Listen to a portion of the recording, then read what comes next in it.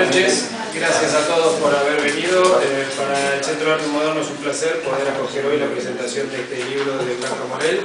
Esperamos que sea de vuestro agrado. Para los que no conocen nuestra casa, bueno, aquí se hacen actividades culturales permanentemente. Arriba luego pueden dejar sus datos, su correo electrónico para recibir información. Y les comento brevemente que lo que tienen en la habitación de allí, abajo de la escalera, y las vitrinas que están arriba, es la colección, parte de la colección del Museo del Escritor. Es una colección de objetos que han pertenecido a escritores en lengua española. En este momento hay 183 escritores representados de 20 países. Y bueno, pueden luego, en el momento de brindis, aprovecharlo y mirarlos.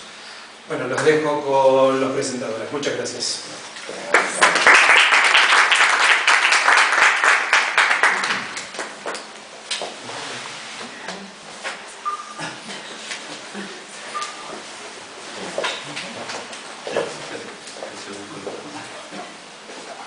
Hola, muy buenas. Gracias. Es un placer introducir pequeño alcance del poemario Pan Impuro de nuestra compañera Blanca. ¿Puedo leer unas palabras? No soy un buen expositor, así que voy a leer. Para enaltecer la palabra, conviene dejarla lo más sola posible. Dionisio García. Me ha tocado a mí la sección hambre. De verdad que he tenido bastante batalla con hambre porque me ha reflejado en él y ha sido una guerra interna estos días, alentadora y desalentadora también. Dios empieza en la boca. Decir es crear. Por lo tanto, Dios es lenguaje. Lenguaje como músculo y pensamiento. Es decir, padre e hijo. Comenta Blanca. El poeta está al servicio del poema. El amo es el siervo. A partir de esta conjetura, el desamparo es inminente. De esta bella carestía nace, muere y germina oscuro y sin remedio el luminoso animal poético que en su desvelo intenta salvar algo que ignora y saborea.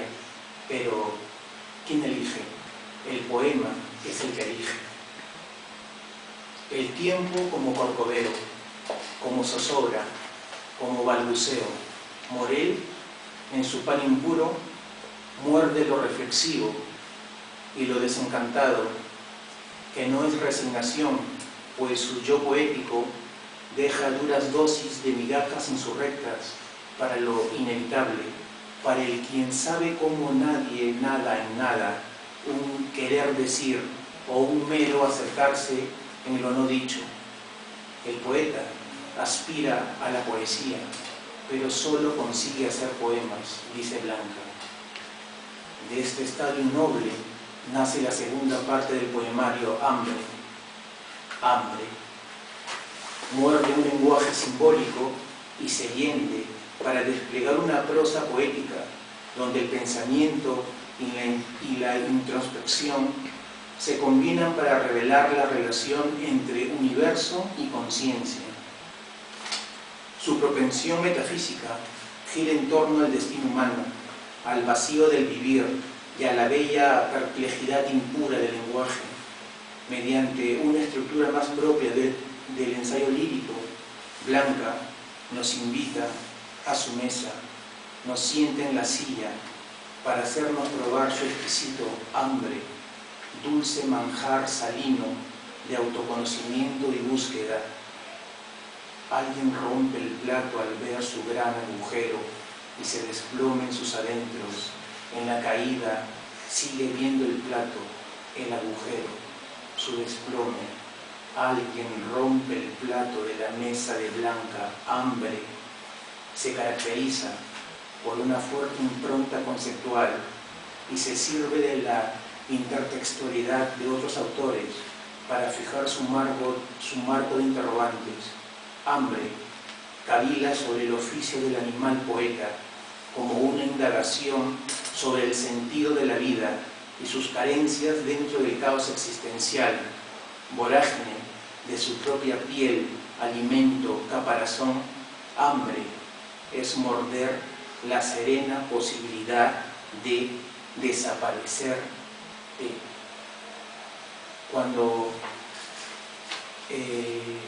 leí Hambre y en sí todo el poemario, me hizo recordar mucho a las características que tiene Blanca cuando habla de poesía.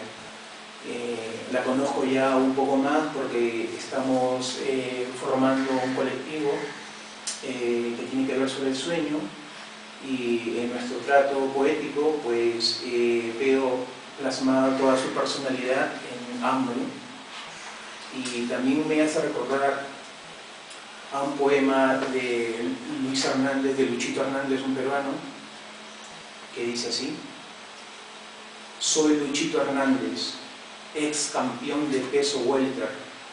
Poca gente me habla, hasta oí a alguien preguntarme: ¿de qué te defiendes? Y yo hubiera respondido, si no silencioso fuera: más bien te defiendo de mi luz, una luz que reuní y me friega. Quiero dar el pase al poeta Óscar Quirós para que continúe.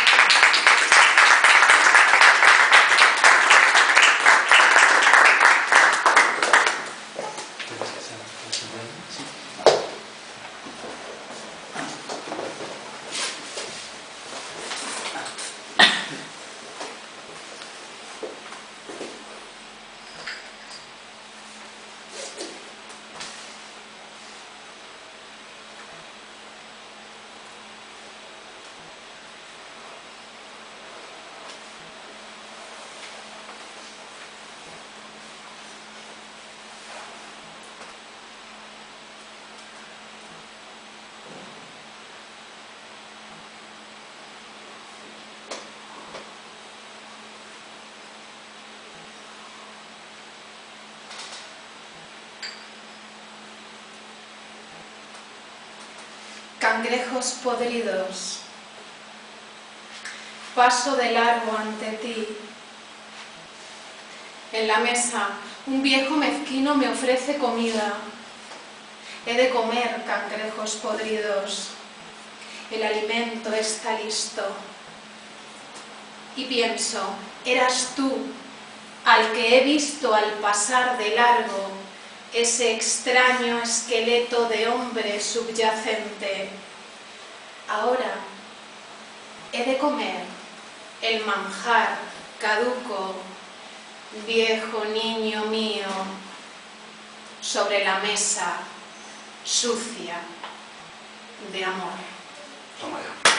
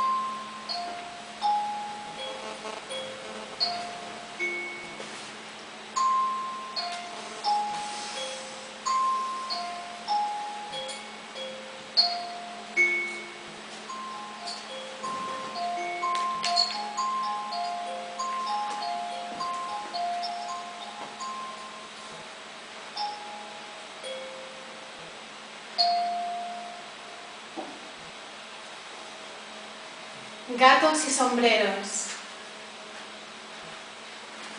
Los gatos, los sombreros son caprichosos, como las certezas. Supongo que las circunstancias fabulan para mi felicidad.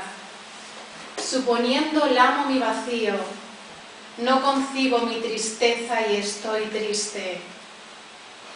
Hay un sombrero, mientras en algún lugar un gato sobre alguna mesa o silla o cama o intemperie estará respirando.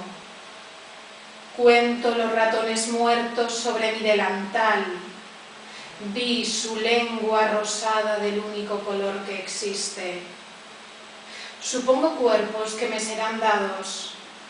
Pasan como maletas por la cinta transportadora. La mía se extravió y me he quedado aquí mirando al sombrero que da vueltas en el flujo universal.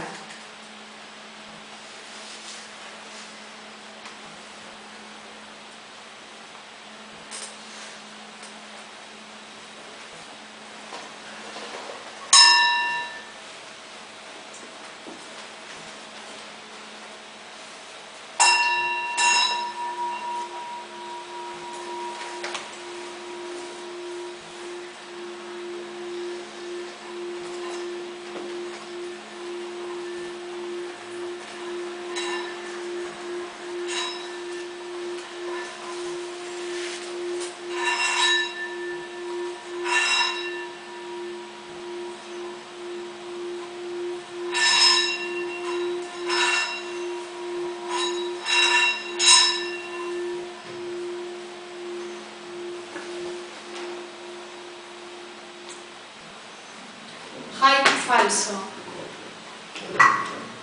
El agua tiembla, en el estanque habita nuestro monstruo, el agua sucia.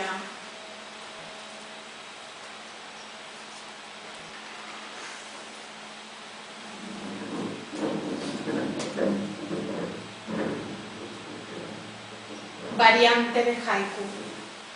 En nuestro estanque vadea el monstruo, el agua sucia.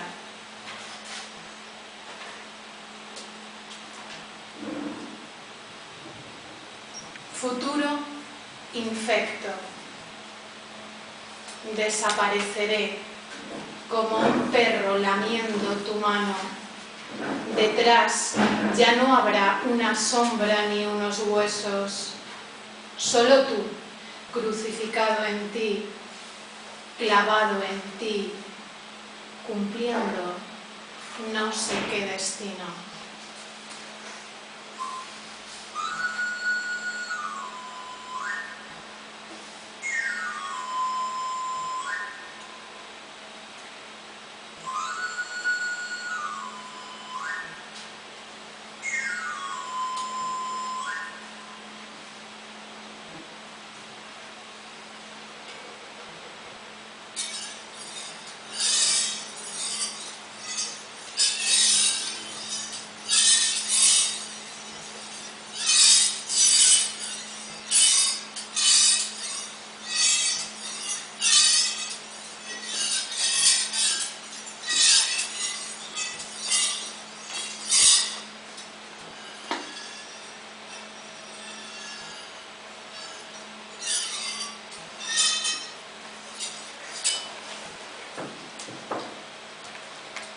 Primera canción de Flores y Cuchillos.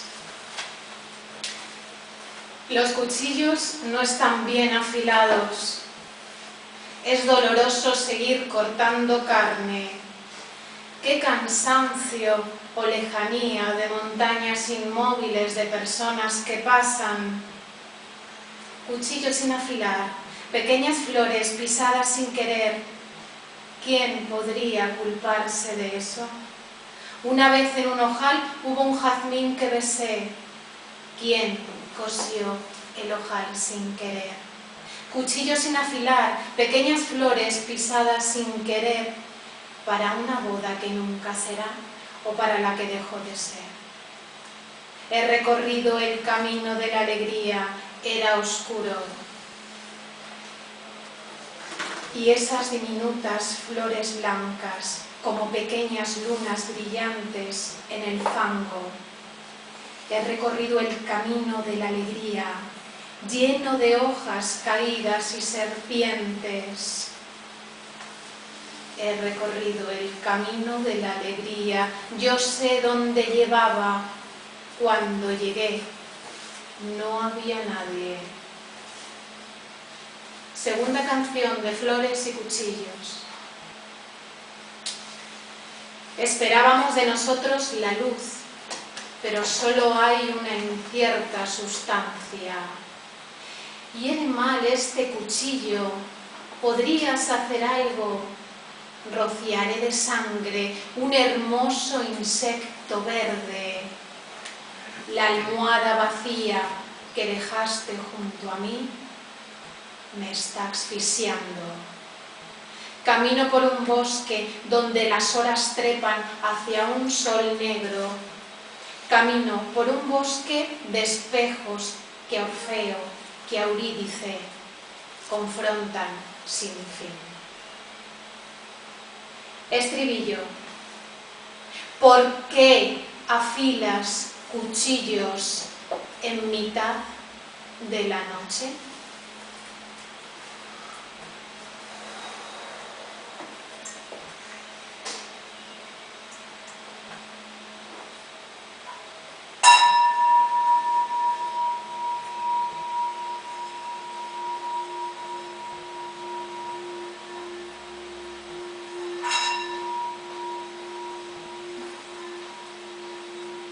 No tengáis miedo.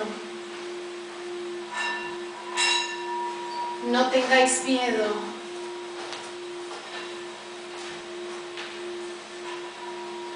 No tengáis miedo.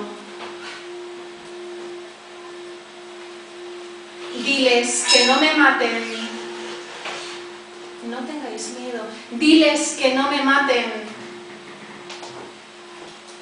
No tengáis miedo. Yo no he venido aquí a presentar mi libro, he venido a denunciar mi propio asesinato. Diles que no me maten. No tengáis miedo.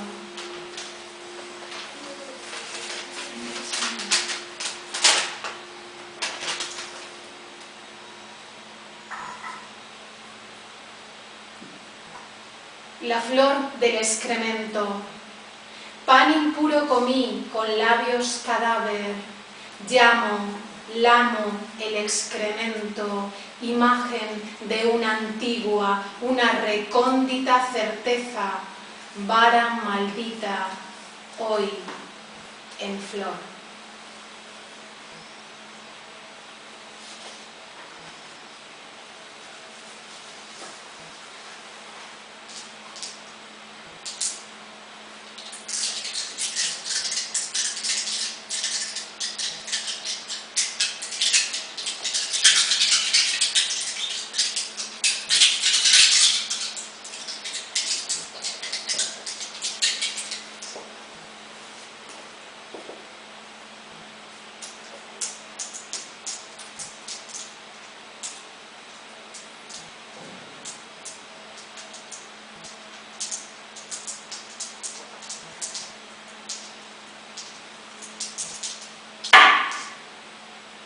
Monedas para el pan.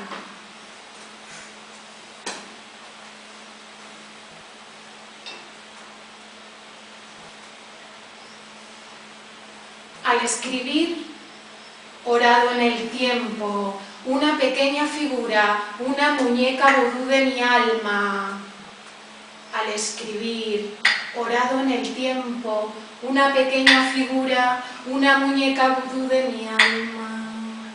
Al escribir, orado en el tiempo, una pequeña figura, una muñeca vudú de mi alma. Al escribir, orado en el tiempo, una pequeña figura, una muñeca vudú de mi alma. Al escribir, orado en el tiempo, una pequeña figura, una muñeca vudú de mi alma.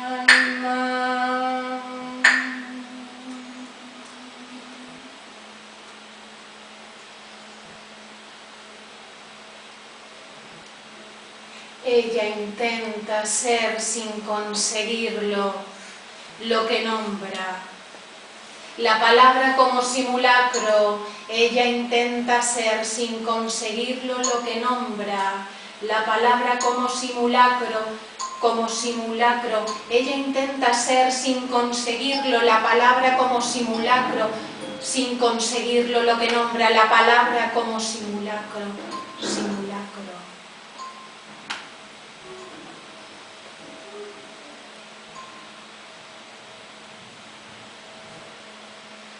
¿Hacia dónde vamos con nuestro deseo?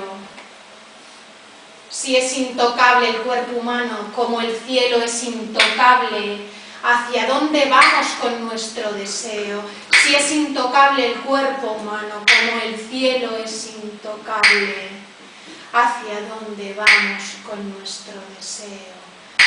Si es intocable el cuerpo humano, como el cielo, si es intocable como el cielo.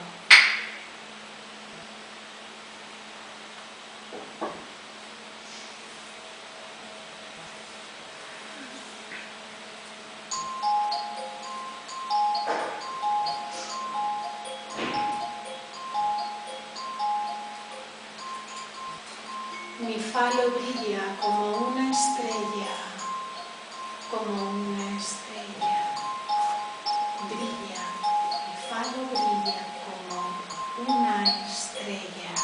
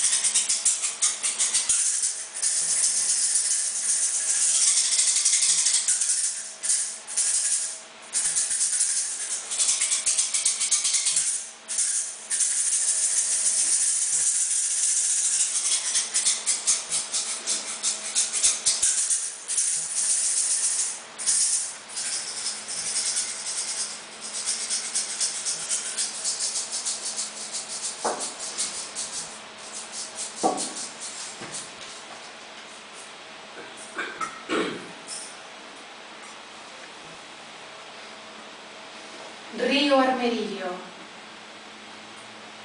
De su cauce tomo un pequeño cofre, ronronean las flores y el recuerdo gime. Mis muñecas son empuñadura, la luz samaritana cubre de purpurina esta fiesta. Soy la jerarca del instante, la serpiente infel emerge de mí, souvenir de un viaje inacabado. La brisa vadea mis senos, mis pies descalzos, y se restriega abriéndose, mutilando la molicie de la transparencia. La suavidad la reparten unas manos grandes, duras, viriles, que supervisan máquinas ocultas.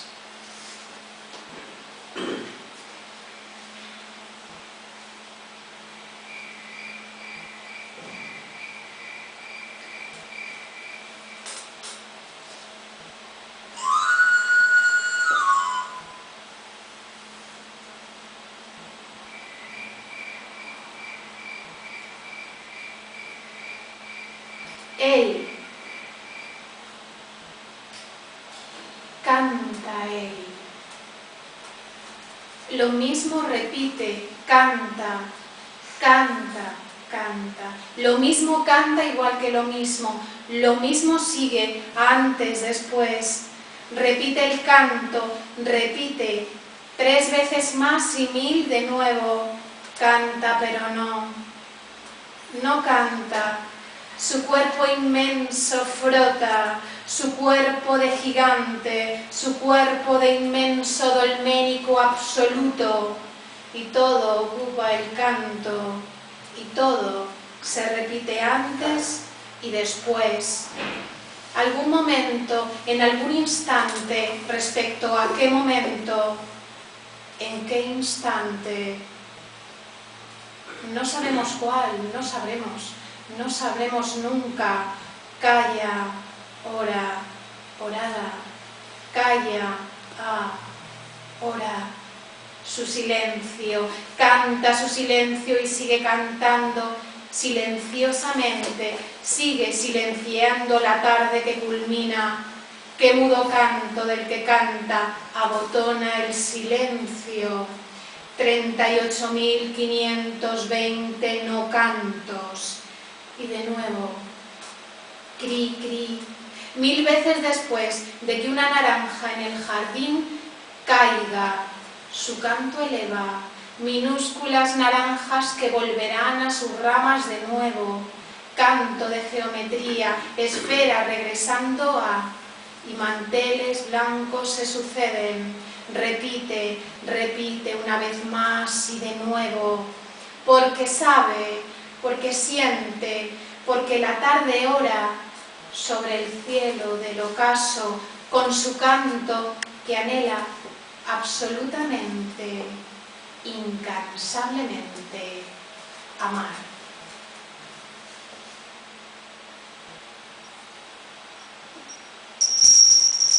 Muchísimas gracias.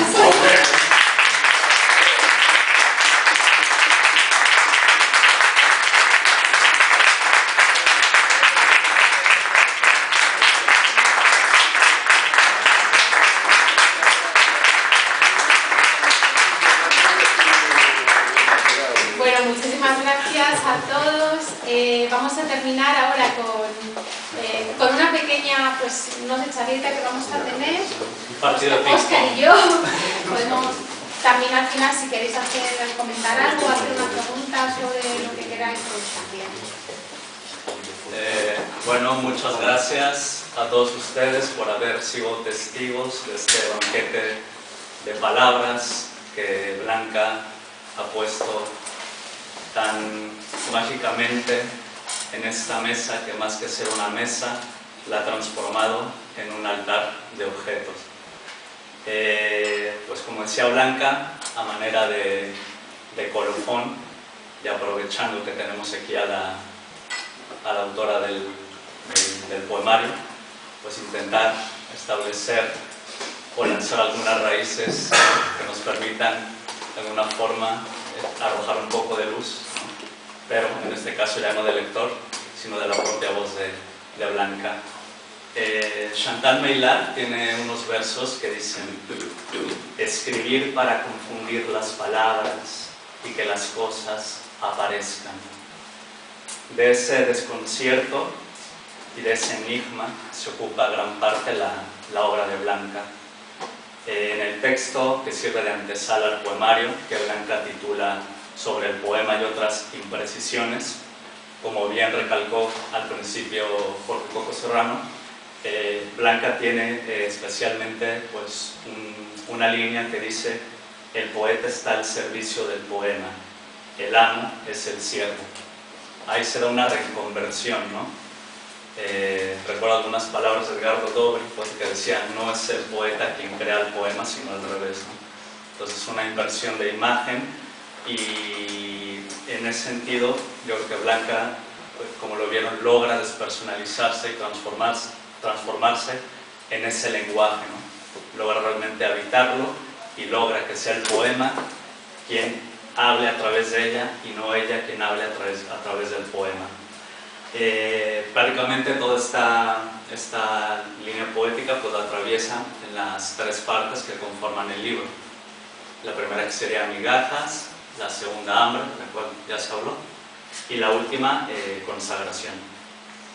Y pues yo siento, Blanca, que ya desde el mismo título del libro Pan Impuro se advierte un contrapeso, ¿no? Un contraste, ¿no?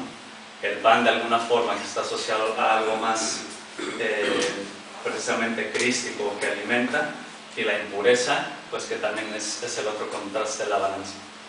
Te hacía esta pregunta porque me llama mucho la atención la portada del libro, en la cual es un emblema medieval, como bien dices, del cual son unos huesos del cual surge el trigo. Pues cuando uno lee el poemario, llama la atención la estética que le das al tratamiento del cuerpo, ¿no? Aparecen clavos, sangre, incluso imágenes escatológicas donde se lame un excremento.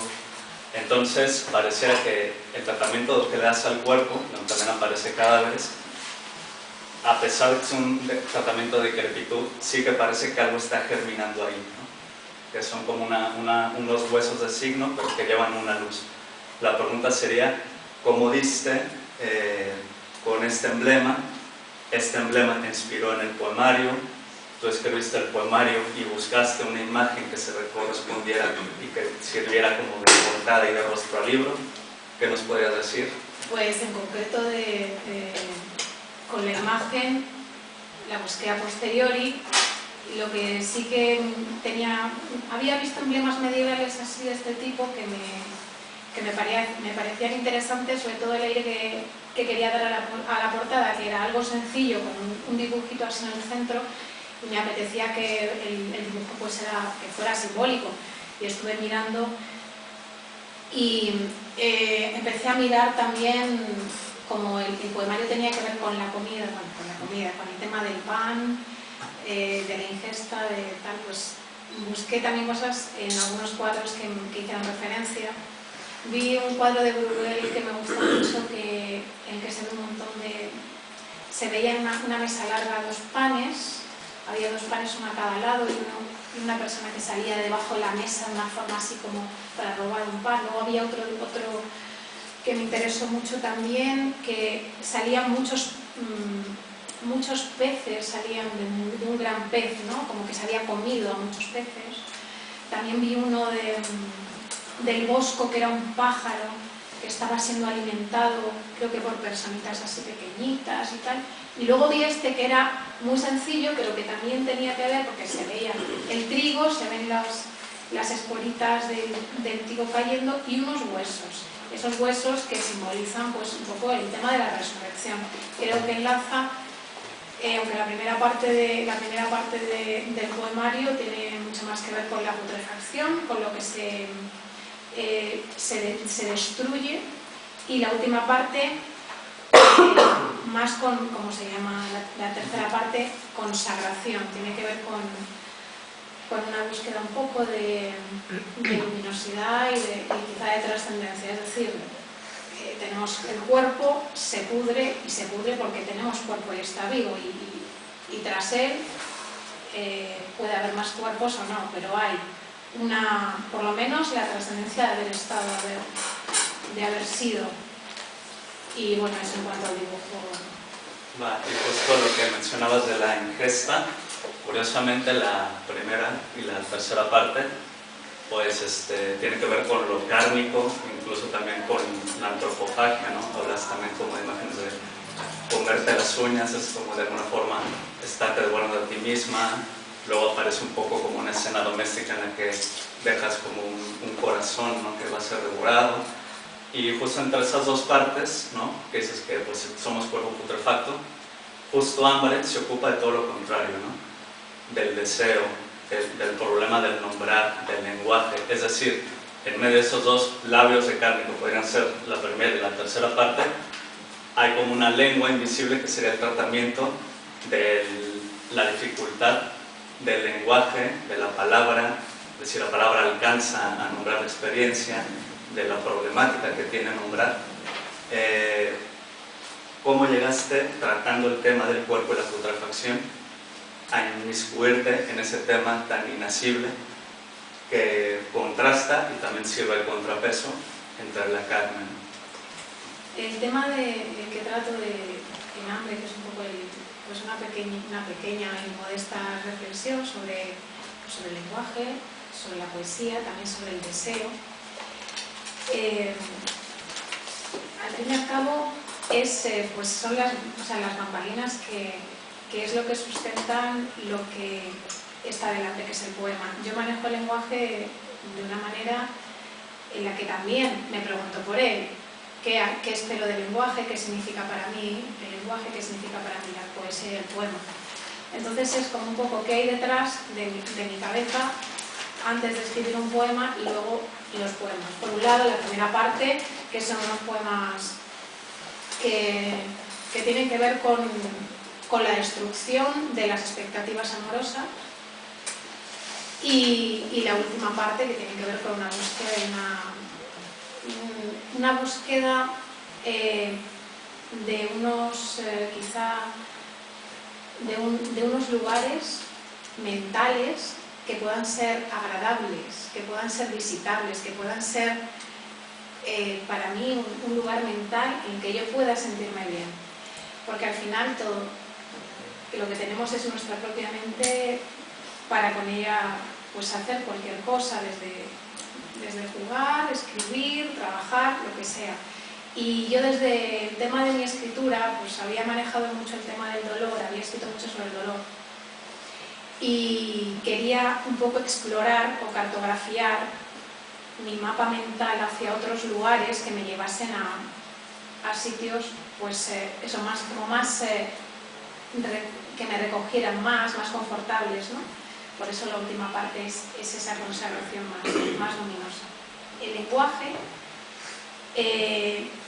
lo que hice con esta parte del lenguaje es, me sirvió como de materia o como de aglutinante entre todo esto, porque al final es como la primera parte del poemario es un falso prólogo realmente, que se llama Sobre el poema y otras imprecisiones.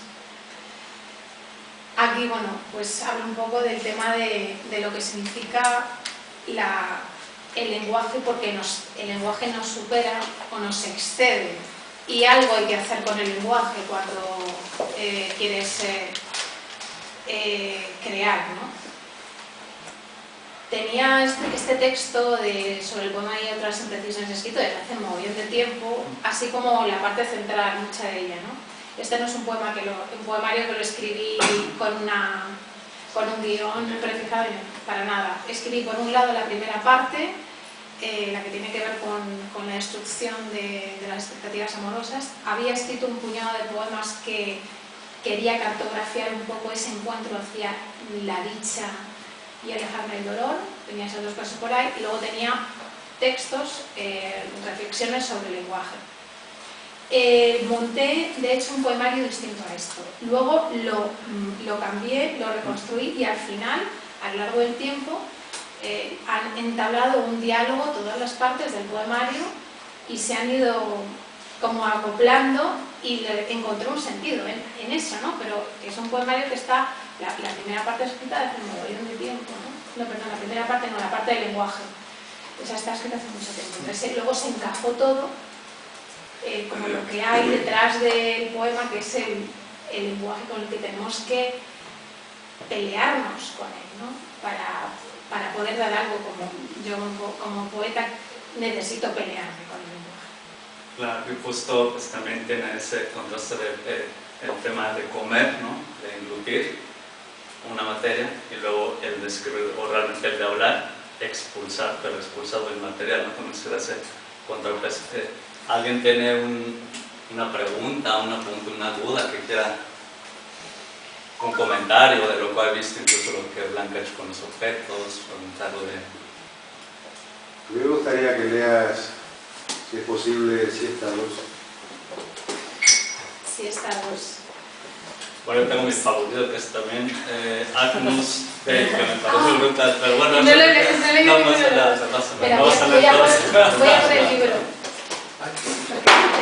Ay, sí está ahí estaba. Es verdad. Anda que...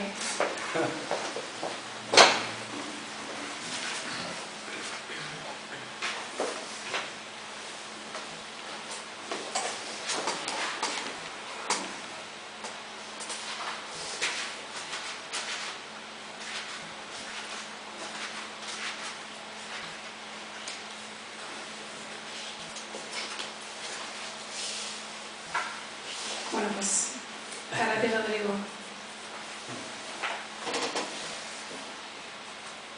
Estaba a punto de tumbarme en el sofá cuando inexplicablemente y con contundencia se solaparon dos tiempos y así me vi yo misma tumbada en el sofá y tendida estaba en mi ataúd y no era incómodo.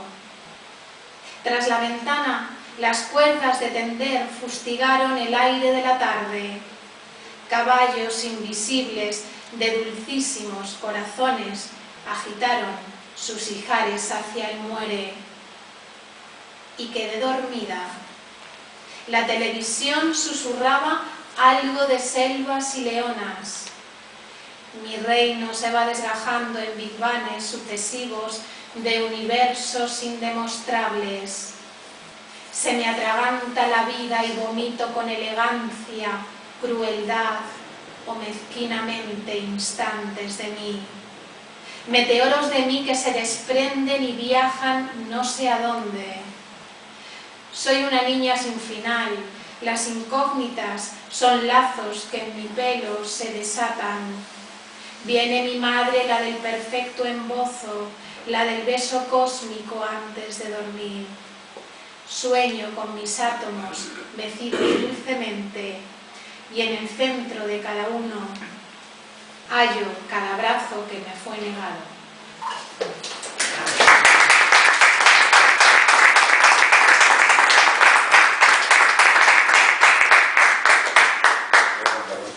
Quisiera hacer un comentario y una pregunta.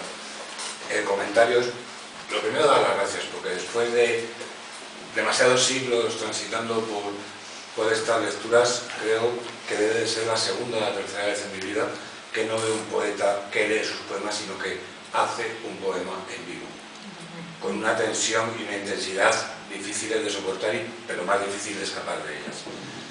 Lo que me he dado cuenta, estáis hablando de la pelea con el lenguaje, el texto que dice que el poeta es el siervo del poema.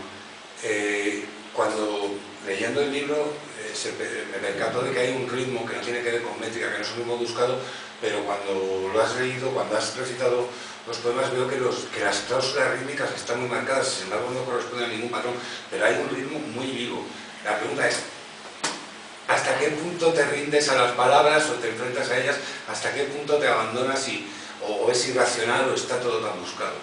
Porque es que me ha sorprendido la riqueza rítmica, pero en cláusulas, ¿no? No hay una métrica precisa, no hay una métrica formal, pero tiene un ritmo muy vivo, muy musical. ¿Es buscado o es consecuencia de esa pelea con las palabras y sobre todo de perder la pelea? Pues, bueno, gracias Álvaro por lo que me has dicho. Yo siempre que escribo un poema, luego lo leo, pero lo leo mucho, o sea, me gusta leerlo y escucharlo. Y soy bastante maniática con el tema de las asonancias y todo esto.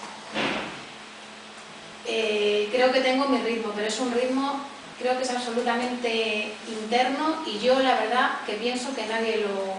No sé, yo no sé si la gente lo llega a percibir, pero sí que yo sí que siento que tiene un ritmo y que lo convoco así, ¿no?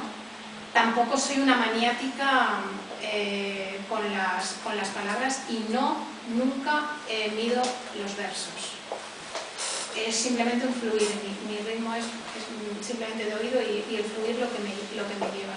Por ejemplo, en la última parte del poemario hay versículos muy largos, están intercalados ahí, pues ese es un ritmo también que yo creo que se repite en esa parte, ¿no? Y está ahí presente. Gracias. Yo quería preguntarte, Blanca, Sí. también, dentro de esa búsqueda del ritmo o encuentro con el ritmo, ¿qué lugar guarda, ¿no? O de dónde sale este ritual sonoro? Para mí sí que tiene que ver, esto es un comentario, sí que tiene que ver con lo que hay antes de la palabra, a lo mejor, ¿no? Sí. El sonido. Sí, en concreto lo que he intentado exponiendo pues estos pequeños objetos, estos sonidos, es como ofrecer una continuidad más allá del poema, porque entre cada poema pueden ocurrir millones de cosas entre una palabra y otra también, ¿no? Siempre hay una fractura inmensa. Entonces he querido salirme del poema y rellenar estos espacios entre poema y poema con sonidos, con objetos, un poco seguir la constelación poética de otra manera, que se desborde más allá del propio poema y añadir también, es cierto que como he metido un poquito de sonidos, pues quizá haya también potenciado la sensación musical o rítmica de los poemas. Cosa que me alegro porque cuando sucede eso te dejas llevar un poco, ¿no? Siempre que hay un ritmo nos abandonamos, eso está muy bien cuando escuchas a alguien.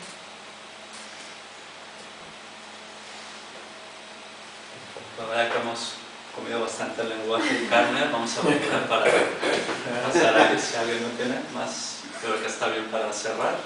Pues sí, vamos, yo creo que sí, ¿no? Si tenéis alguna cosita más que comentar, decir, podéis hacerlo ahora o también luego, no pasa nada. Bueno, antes de terminar quiero dar las gracias a mis editores, Roberto Menéndez, Jorge Espina, que llevan, la verdad es que Ruleta Rusa, con un camino muy, para mí, desde mi punto de vista, pues muy acertado, publicando de diferentes tipos de voces y de forma independiente. Entonces, muy agradecida a ellos, súper agradecida a los presentadores, por supuesto, a Jorge Coco Serrano por las bellísimas palabras que ha dicho del poemario, por supuesto a Óscar Pirot, que siempre es una gozada estar con él en los eventos poéticos, siempre tiene cosas interesantes que recalcar. Falta Gemma también, que iba a estar con nosotros pero que no ha podido. Por eso tuvimos ahí un desliz, no sabía muy bien cómo colocar el engranaje. Estaba enfermita y bueno, pues no ha podido venir.